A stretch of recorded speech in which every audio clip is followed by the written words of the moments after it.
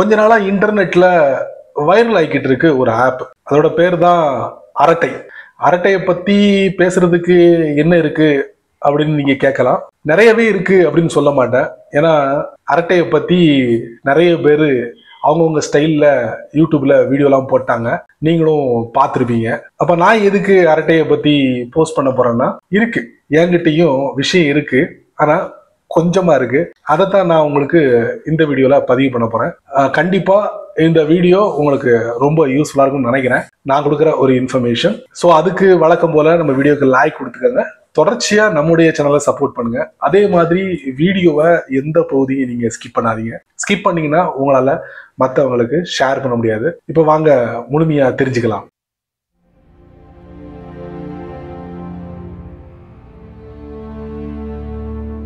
அதாகப்பட்டது நம்ம இந்தியாவோட union education minister. இவரு எக்ஸ் தளத்துல ஒரு பதிவிடுறாரு. நான் இவ்வளவு நாளா ஒரு அயல்நாட்டு ஆப் வந்து பயன்படுத்திக்கிட்டு இருந்தேன் சேட்டுக்கு.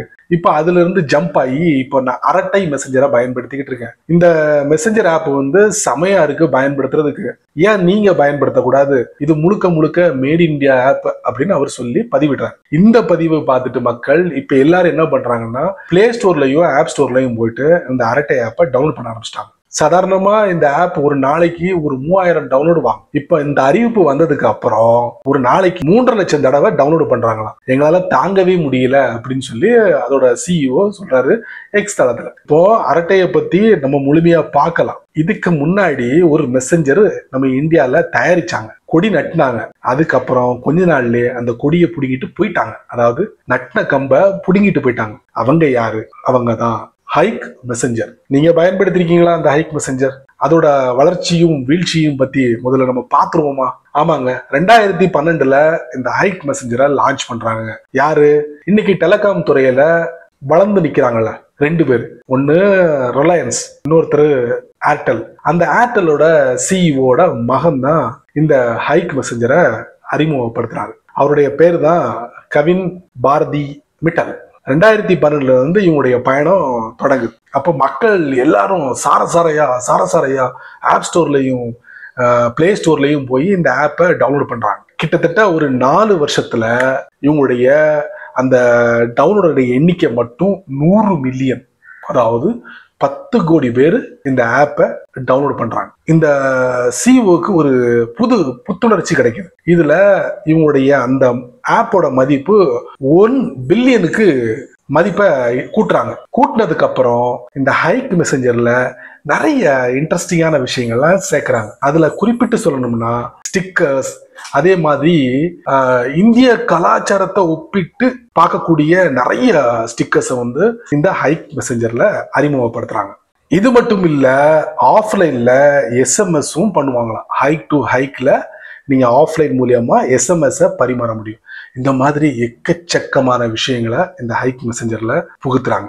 அதுக்கப்புறம் என்னாச்சு தெரியுமா? இடையில ஒரு நுழைஞ்சான், சிவபூஜையில கரடி நுழைஞ்ச மாதிரி. அவன் தான் வாட்ஸ்அப். 2009 குளோபலி அவங்க லான்ச் பண்றாங்க. இவங்க இந்தியால ரொம்ப பீக்கா இருக்காங்க, ஹைல இருக்காங்க.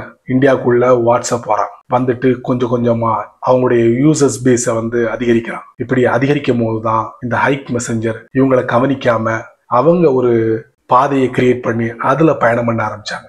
இப்படி பயணம் பண்ணிக்கிட்டு இருக்கும் போதுதான் 2017 கொஞ்சம் கொஞ்சமா இவங்களுக்கு சரிவு ஏற்படும். சரிவு ஏற்படும் போது சரியா சொல்லணும்னா 2021 ஜனவரி மாசம் இதுக்கு மூடு விழா. கிட்டத்தட்ட எத்தனை வருஷம்? 2012 ஆரம்பிச்சு கிட்டத்தட்ட ஒரு 11-12 வருஷம் இவங்க அந்த ஃபீல்ட்ல நிலைச்சு நின்று இருக்காங்க. அப்போ இவங்களுக்கு போட்டியா வேற யாருமே இல்லை. 2009 அண்ணன் நுழைஞ்சான், எல்லாத்தையும் சோழிய முடிஞ்சுட்டான். அதுக்கப்புறம் இந்த இதை மூடினதுக்கு அப்புறம் இந்த சிஇஓ, அதாவது கவின் பாரதி மிட்டல், அவர் ஒரு அறிவிப்பு வெளியிடுறாரு. அவர் சொன்ன ஒரு வார்த்தை கரெக்டான வார்த்தை. என்னன்னா, உலக அளவுல எங்களால ரீச் பண்ண முடியல. இதுக்கு காரணம் என்ன அப்படின்னு பாத்தீங்கன்னா, இப்போ இந்தியால இப்போ ஹைக் மெசஞ்சரை பயன்படுத்துறாங்கன்னு வச்சுக்கோங்களேன். அப்போ இந்தியன்ஸ் வந்து கிட்டத்தட்ட 120-130 மில்லியன்ஸ் இருக்காங்க. இவங்க எல்லாருமே இந்தியால இருக்காங்களா அப்படின்னு கேட்டீங்கன்னா அதான் கிடையாது.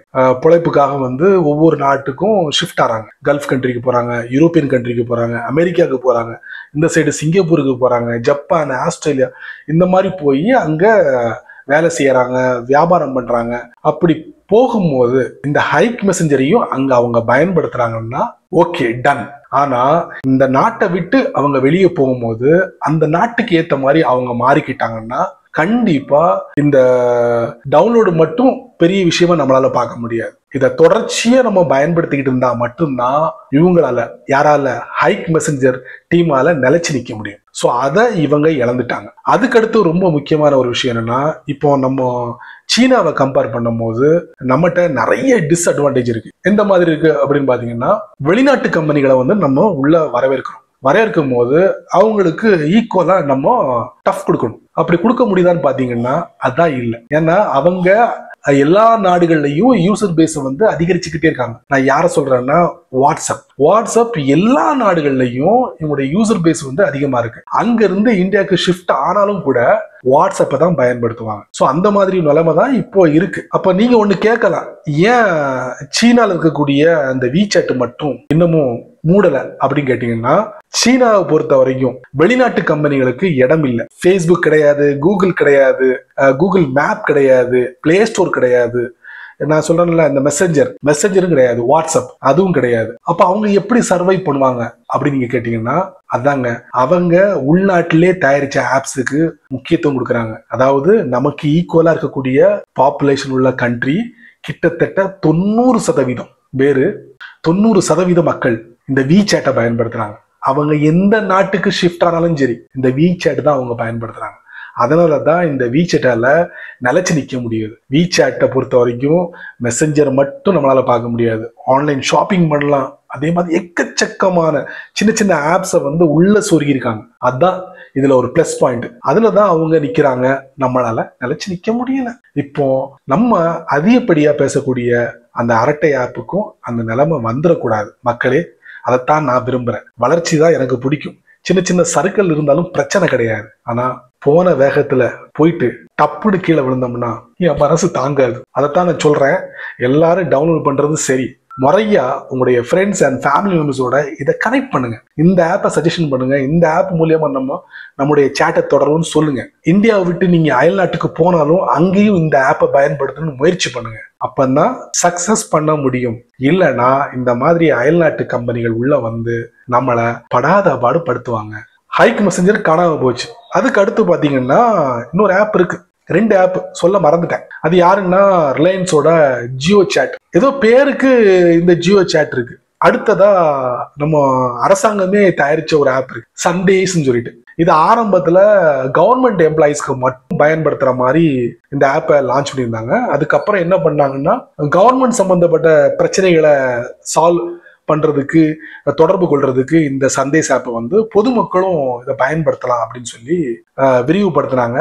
பட் அது அப்படியே இருக்கு. இன்னொரு விஷயத்த மட்டும் நான் பதிவு பண்ணிடுறேன். அரட்டை ஆப்ல வந்து வீடியோ காலோ ஆடியோ காலோ நம்ம பண்ணோம்னா எண்ட் டு எண்ட் என்கிரிப்ஷன் மோட்ல அது செயல்படுது. ஆனா ஒருத்தரோட சேட் பண்ணும் போது மட்டும்தான் இவங்க அந்த எண்ட் டு என்கிரிப்ஷன் மோட வந்து ஃபாலோ பண்ணல. பட் அவங்க டீம் தரப்புல இருந்து நிறைய நியூஸ் எல்லாம் வெளியிட்டுக்கிட்டு இருக்காங்க. கூடிய சீக்கிரத்திலே நாங்க அந்த சேட்டுக்கும் எண்ட் டு எண்ட் என்கிரிப்ஷன் மோட வந்து நாங்க அறிமுகப்படுத்துறோம் அப்படிங்கிறாங்க.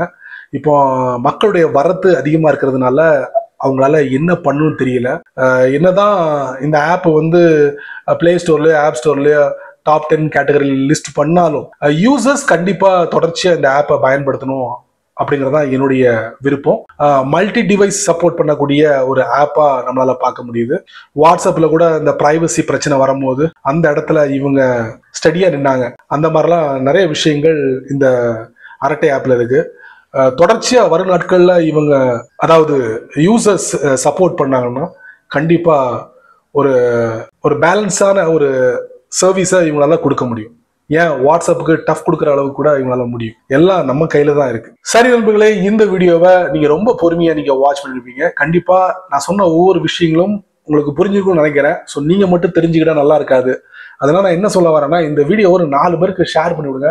அவங்களும் இதோட பலனை அனுபவிக்கட்டும். நீங்க நம்ம சேனலுக்கு புதுசா இருந்தீங்கன்னா வழக்கம் போல கீழே யூடியூப்காரன் நிறைய பட்டனை விதைச்சு விட்டுருக்கேன். அதுக்கப்புறம் உங்க கண்ணுக்கு இந்த ஹைப் அப்படிங்கிற பட்டன் தென்பட்டுச்சுன்னா தயவுசெய்து தட்டி விட்டுக்கோங்க. அது கீழே கமெண்ட் செக்ஷன் இருக்கு. உங்களுடைய கருத்தை நல்ல ரீதியில பதிவு பண்ணிக்கோங்க. பிடிச்சா லைக் பண்ணுங்க, பிடிக்கலன்னா அன்லைக்.